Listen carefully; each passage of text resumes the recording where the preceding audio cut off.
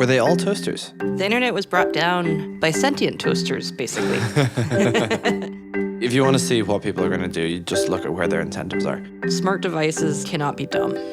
Let me rephrase. Smart devices need to be built under the assumption that they need to continue to get smarter. Your thermostat should not be able to burn down your house. You will never be able to solve all the problems that are going to come up in the future. This is the thing about San Francisco, that like when you're here, you just don't get this wherever else you are. The future is not there. We're in the trillion zone. Hi, I'm Paul Bigger, founder of Circle CI. I'm Edith Harbaugh, CEO and co-founder at LaunchDarkly. And you're listening to Be Continuous, a podcast about continuous delivery and software development. You can get in touch with us anytime at our Twitter handle, @ContinuousCast. The show is brought to you by Heavybit. To learn more, visit heavybit.com. And while you're there, check out their library, home to great educational talks from other developer company founders and industry leaders. Hey, Paul. Hey. So the internet was brought down basically by toasters. Right. Explain. Tell us more. So by sentient toasters, basically. Basically, there was a major internet outage because a DNS server was attacked by a botnet. A botnet of IoT devices. So what happened is, to back up, a DNS is basically a switching system of the internet. Think of it as a telephone book that tells people how to get to the right place. If everybody calls at the same time, it basically overwhelms the switchboard. So what happened is there are many, many Internet of Things devices out there, and several 100,000 of them were hijacked to all basically call at the same time. Were they all toasters? The joke is there are toasters, but probably they were more likely security cameras, baby monitors, Right. just anything that has a way to call out. How were they all compromised? Like, were they all compromised with different compromises? Did people do like 20 different compromises to build this up? Or was it all like the same firmware, the same? So what happened was devices by one manufacturer were shipped very smartly with the way that you could reset the password so that this couldn't happen. Yeah. So many people did as they should, which is logged in to web app and changed the password. Smart, right? Yeah. The issue is that there was a backdoor. That if you had Telnet or SSH access, all these devices could still be accessed with their factory password. Oh, wow. Telnet. Yeah. Wow, okay. Yeah. Yeah. So all these people are duped. Yeah. It's basically They were told there was security and there actually wasn't. Yeah, you were told, it's like if you were sold a house where you locked the front door very sturdily, you got the master key changed, and then there's a back door which anybody can get into. So it wasn't just that they were, insecure to some sort of software attack that could get some DNS, DDoS going. It was actually that they're insecure for their own purpose, like baby monitors over the internet. I'm not sure I understand you. So could people access the security cameras over the internet as a result of this? I don't know, to be honest. And it seems likely. It's probably Seems like you could change the password or find out what the password was or snoop it or something like once you're in over SSH. Yeah. So basically, all these devices are massively insecure, and even if you reset the password multiple times, there's still this backdoor of they're accessible anytime via telnet. So to me, this just seems at best an oversight, and at worst malicious, that a manufacturer could ship all these devices where people basically can lose control of them. I think it's difficult to look at this as malicious. Oh. The analogy I would draw is it's like those hoverboards that were very popular and they exploded. So I would use the phrase negligent. Negligent. More than malicious. Certainly shipping things these days without security built into it. Like, as much as we talk about continuous delivery, there is a baseline of security that you need in your model, and typically, the market kind of handles this to a certain extent. Like, if you ship a website and it doesn't have SSL, people will not hopefully use it, at least for security and passwords and that kind of thing. But in Internet of Things and things that you're shipping to consumers, people aren't used to needing security in their handheld devices, in their remote controls, in their televisions. So now that that's there is a low bar of security that isn't being met. Yeah, and I think it's extremely negligent in a way that is similar, if not more harmful than the whole Samsung Note scandal that just happened. The Samsung Note is the one that caught fire? Yeah, that repeatedly caught fire and eventually just got completely banned from any plane. Right. That is actually easier to trace because you can look at a Samsung Note in somebody's hand and say, like, you're not allowed to fly with that. These Internet of Things bots are more dangerous. So a manufacturer made them. One manufacturer made all these. Basically, and yes. then they were sold under lots of different brands? They were a subcomponent that then a lot of people embedded. Gotcha, okay. So the manufacturer who made it was, what were they making? Like, was it like a motherboard, a camera sensor? It was a sensor that was embedded in a lot of different devices. Gotcha, okay. So obvious continuous delivery question of like, how does one end up in this problem? How does one deal with it? Like, what is the situation there? I mean, in my opinion, I actually worked at one of our early IoT company before we called it IoT. Is this the plant one? Yeah, it's the plant one. And I'm sorry, it was before I met you, so I could not give you a plant T-shirt. Yeah, no, that would have been amazing to go with my Launch Darkly T-shirt. Yeah, and by the way, it looks lovely on you. Thank you. Yeah. I had it tailored. Yeah, so this is how I first became into continuous delivery is we shipped a plant sensor which would measure the soil, the temperature, and the water of a plant. It had firmware in it that we could update. Right, okay. And this was actually very important to us to update because we were continually improving our algorithms.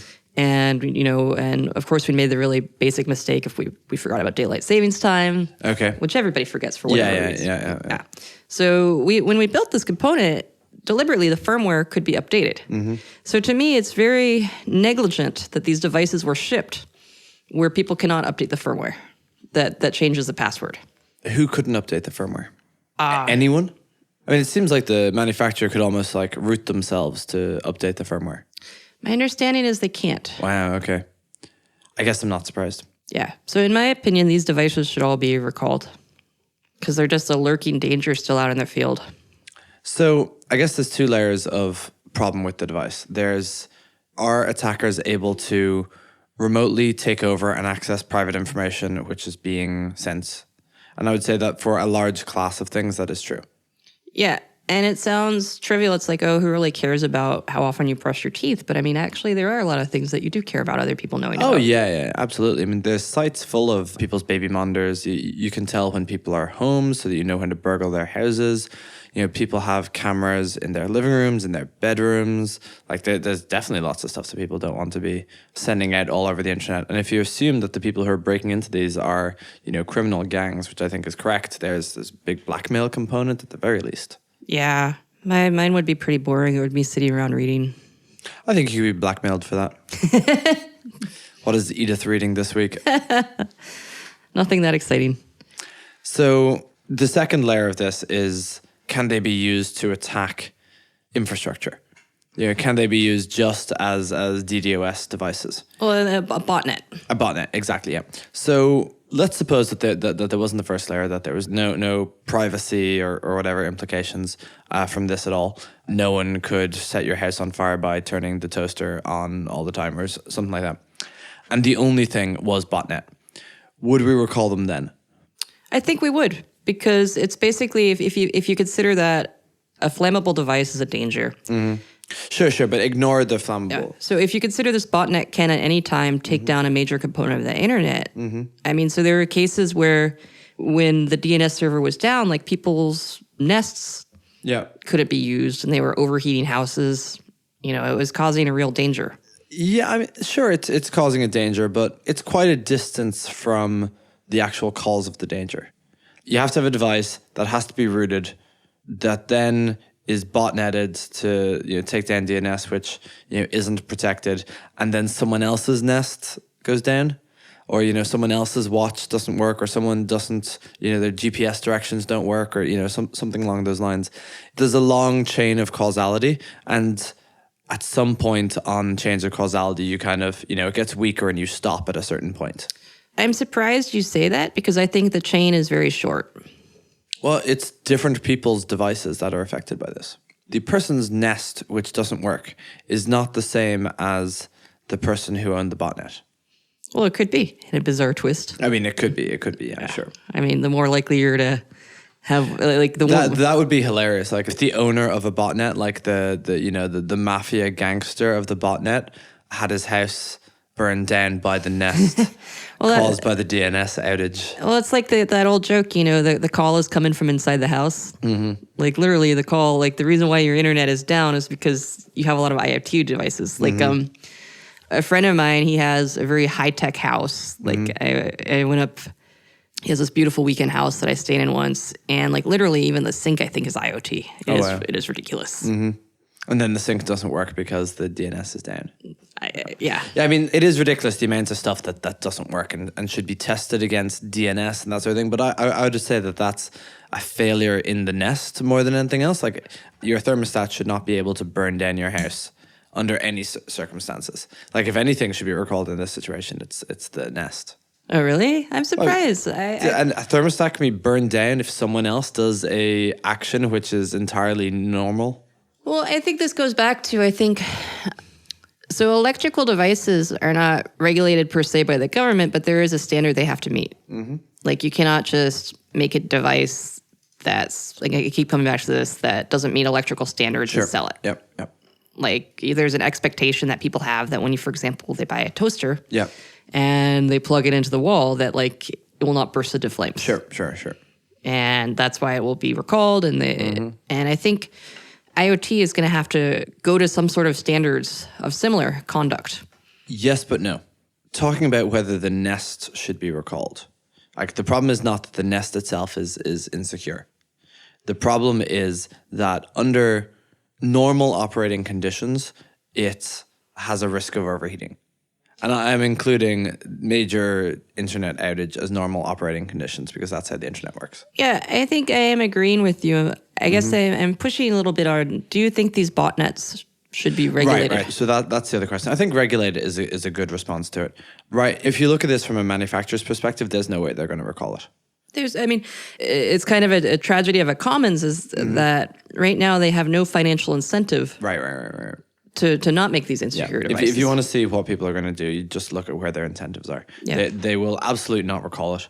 They may issue a patch if possible, but then no one will apply it anyway because that's not where people's incentives are either. I mean, frankly, the people who were responsible were not the ones who were affected. Yeah. So they have no incentives at all to fix it. And they're probably unknowing. Right, yeah. Getting a patch out there probably requires dealing with all of their customers, getting all of their customers to send marketing materials or doing a recall or whatever, which they have no incentive for. So like there's multiple steps on the chain, none of whom have any incentive to fix the problem. Yeah, that's totally the tragedy of the commons then, is that And that's the situation that you want regulation in. Well, regulation, whether within the industry or I just mean, like, as a principle, when markets cannot solve a thing by themselves, you typically need regulation in order to accomplish it. Yeah. You may also need regulation in the event that a market are accomplishing things by themselves. I'm not taking a extremely libertarian stance here, but when the incentives are badly aligned, that's typically where regulation comes in. Yeah. I think it comes back to something. It's funny, so I remember one of our very first episodes, we were talking about what should or shouldn't have continuous delivery. Mm-hmm. And I actually disagree with you then, because you said even a gas meter, like a gas station pump, should have continuous delivery. And that's actually why that's the background of our Twitter account. Uh-huh. And now I've come around to your point of view. I think the fact that anything can be vulnerable means... Right, yeah, everything is vulnerable. Like, it's not can be. Yeah, that means that it must be updatable. Right. If it runs software, it is vulnerable. Yeah, and to be honest, this telnet bug is the one that's happening right now. There might be something that happens in the future that is completely different. So you can't... It is not possible to know everything that can go bad. Mm-hmm. Therefore, you must be able to update. Yep. That is exactly it. Yeah, so the same with the nests, with the DNS failure. Like, they must be updatable. Right. Guarantee the nests are updatable. This creates quite a challenge, because whenever you buy a device, the first thing you need to do is set up its Wi-Fi. Yep. And you kind of wonder, like, why does my smart toaster need Wi-Fi? And for most devices, the only thing that they need Wi-Fi for is to reach the NTP server, the date, time, updating time zone server. But of course, they also need it to update. But neither of those are particularly useful to end users. So if you buy a thing and then you're like, why do I need to set up on the Wi-Fi? Well, as long as you're not on the Wi-Fi, you're fine because then it can't be hijacked. Yes, true. Like then you're not vulnerable. Right. Like then you're not an Internet of Thing. You're just a thing. But you need to be on the Wi-Fi to get your dates updated. Yeah. Yeah. And I think Internet of Things is becoming more and more pervasive. I mean, I know people are already talking about smart refrigerators that can sense when you're low on something to reorder. Yep, that would be awful. The reordering or the smart refrigerators or them being hijacked? All of it just seems like a fucking disaster. Why? I don't know. It's just like complexity everywhere. You're a simple guy. Well, it's just like do you remember when your parents couldn't use the VCR? Probably not your parents. No. Okay. They actually donated. When my mom visited me, she was proud because they donated books to the they'd found in our attic of one of the first computers. Okay. Like the manuals from it. Wow. They donated it to the Computer History Museum in Mountain View. Okay. So yes, they could set the time on their VCR. I think I probably shouldn't use your parents as the They also were here. the people who could like set it so that it could record programs when they were away. And by the way, it was also beta VCR. There is a cliche, a stereotype of That was my people parents. who cannot use their VCRs. And at this point, I've forgotten even where I was going with this. You're talking about smart fridges, and you said they were awful. Right, yeah, okay. So the level of complexity in all of these smart devices and the combined complexity of all the smart devices is just exhausting. Yeah. Like I have no interest in an Apple Watch because it's just another thing. I think many people are with you on that one. The Apple Watch is kind of flopping. I do think stuff like Snapchat seems like they're going to make a good go of it with their smart glasses. Snapchat is a really good example of, like, Snapchat is the analogy I make for people whose parents can't use VCRs. Like, for my generation, Snapchat is the VCR. I can use Snapchat from a UI perspective, or if I remember which way to drag the thing and the exact path between, seeing people's stories updates, and you go left and then you go up and then you go left and now you can message people. It's insane. But I don't understand Snapchat as a network, and I feel that like the smart fridges, the smart fucking everything it's all the same. I can imagine myself sitting in a house full of smart devices going, nothing is fucking working. The fridge is on, and now I need to get out like my console and Python and to like figure out why it's not working. Well, so are you even against smart cars then? I mean, because they're coming. I see them driving around the San Francisco, and they're So they're here. I'm pro smart cars, and that's just because people are stupid. But no one dies if you misuse your existing fridge. Well, you might get botulism, food poisoning. You might get food poisoning. Yeah, You're because right. like if it's thawing out your chicken and refreezing it repeatedly, that's bad. It is difficult for a normal human to abuse their fridge so much that happens. Whereas it is very, very easy for a normal human to like kill another human with the multi-ton vehicle that they drive around. Yeah. While sleepy and drunk and whatever else. Or just, cranky. Road rage. Huh? Road rage. Road rage, or just kind of like vaguely look in the wrong direction for a half second too long. It's insane that we ever allowed people drive cars. I don't own a car anymore, but it is interesting to see the smart cars driving around San Francisco and be like, wow, the future is here. Yeah. I mean, this is the thing about San Francisco, that like when you're here, you just don't get this wherever else you are. The future is not there. It is interesting, though. I think software is far more pervasive and will continue to be far more pervasive than anybody right now thinks about. I think that... Except Mark Andreessen. Oh, well... Yeah. I'm not Andreessen. I'm not Horowitz either. No. But like, I feel that like there's a level of thinking about the future that we're like 2 steps removed from it. I think people don't realize how much software is already part of their everyday life and that it will continue.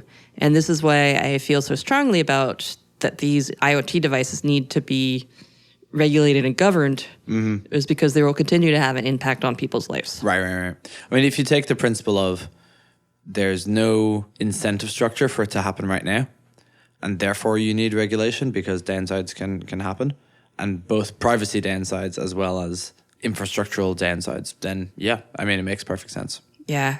I guess the downside is that whenever you look at these regulations, they always come in terrible. I'm not saying a government regulation. It could just be industry groups. Self-help, right, okay. Yeah, I mean, that's the way it is with electrical devices. But there does need to be an understanding that it is not okay to sell something that cannot be updated. Or if you want to sell something, it must be updatable because the threats and use cases that we know of today. Anything that connects to the internet must be updatable. Yeah, because the threats, and to go back to yours, the use cases that you know today are going to be different. Right. You cannot know every edge case. You cannot know every error. Yeah. Like even with the self-driving cars, I mean, like they need to be able to be continually updated. Like, right. Like because it's going to come out that in this one out of every 5 million, like this weird edge case happens, and self-driving cars will undoubtedly be updatable. Yeah, I mean, they must be. Teslas already are. Yeah, they must be. Yeah, it's funny. I talked to Adrian Cockcroft, and smart dude, by the way. He's at AWS now.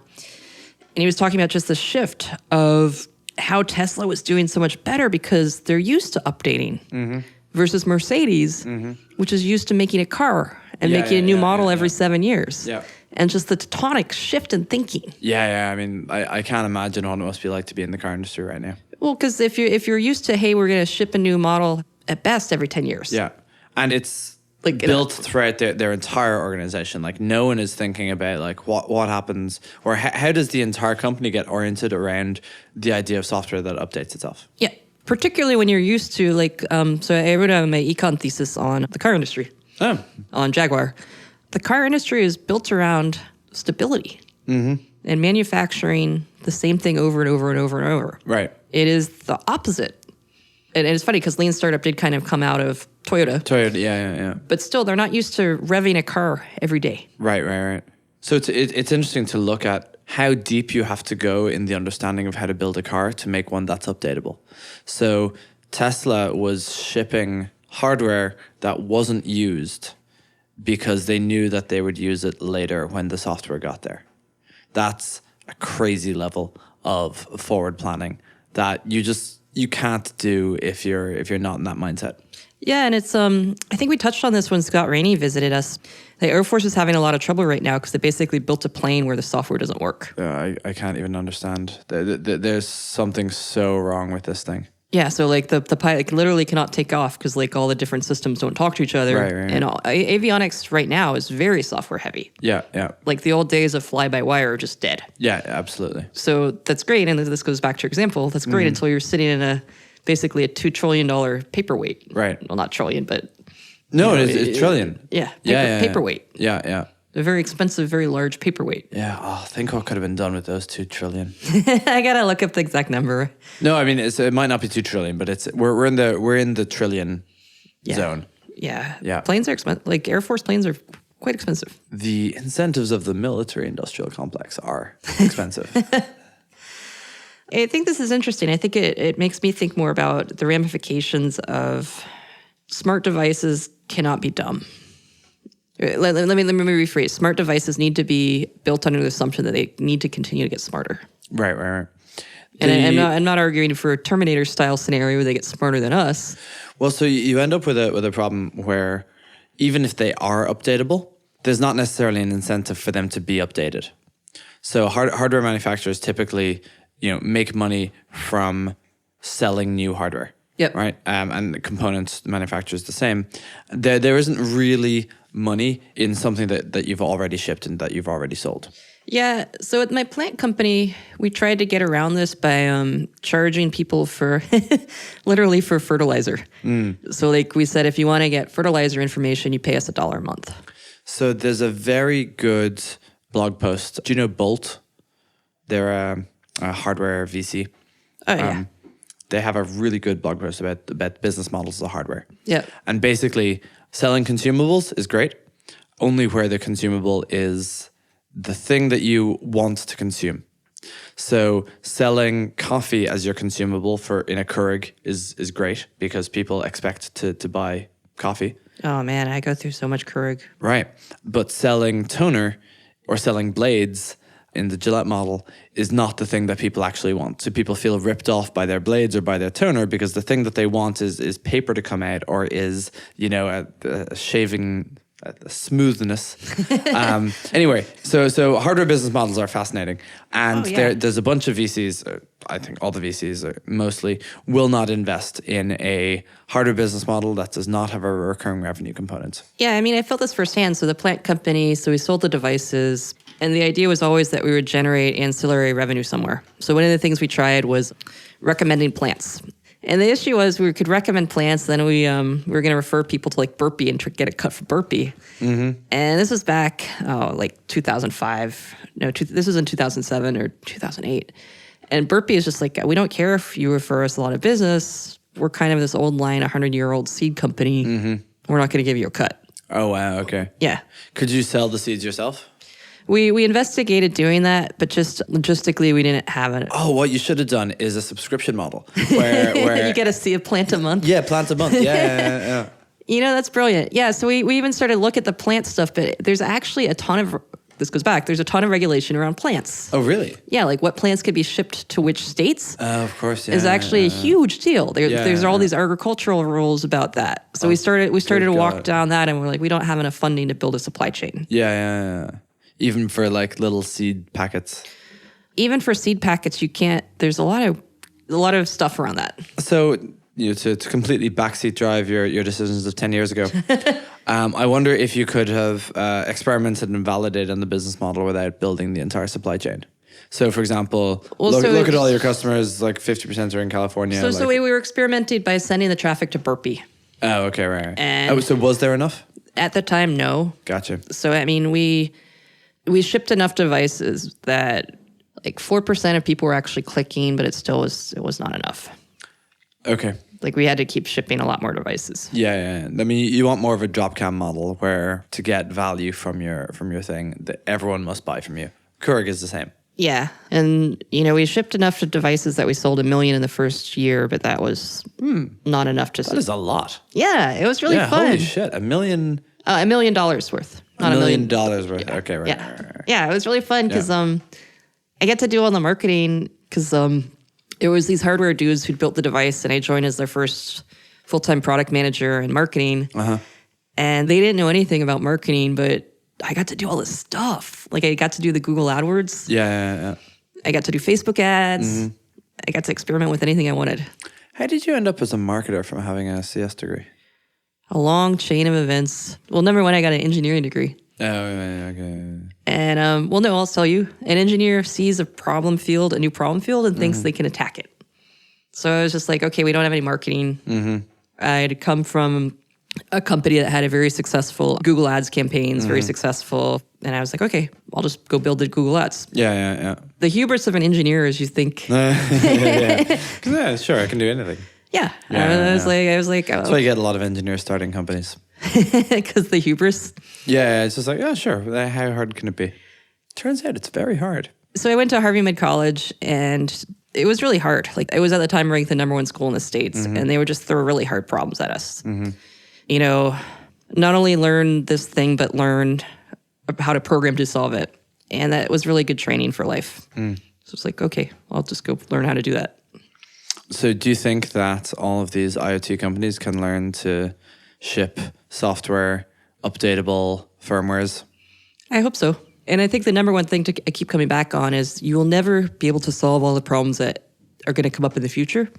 So all you can do is plan for updatable devices. I would say that in order for firmware manufacturers to have the incentives in the right place, they need a cut of the ongoing revenue from their components. Yep. Or at least a support contract. Yep. Which is paid for by the ongoing, and every component needs a support contract so that they will have, and that they guarantee that they will address security concerns. Well, it's kind of like when people start a coal mine, they have to pay into a super fund. Exactly like that. Yeah. Like I'm serious. Like it's like, okay, this is a guarantee against any future disaster that you're paying into it now. Yeah. Because otherwise, people would open a coal mine. Yep, and did. Yeah. Right. Yeah. I mean, this thing wasn't created by an accident. I mean, it was created as a result of an accident, no doubt. But there's been a long history of mining disasters. Yeah. Well, Paul, it was fun as always to talk to you today. Sorry, no chocolate. This was a little bit of a last-minute podcast. Yeah. Well, hopefully next time we talk, it will be under better circumstances. Me too. Thanks for listening to this episode of To Be Continuous, brought to you by Heavybit and hosted by me, Paul Bigger of CircleCI, and Edith Harbaugh of Launch Darkly. To learn more about Heavybit, visit heavybit.com. While you're there, check out their library, home to great educational talks from other developer company founders and industry leaders.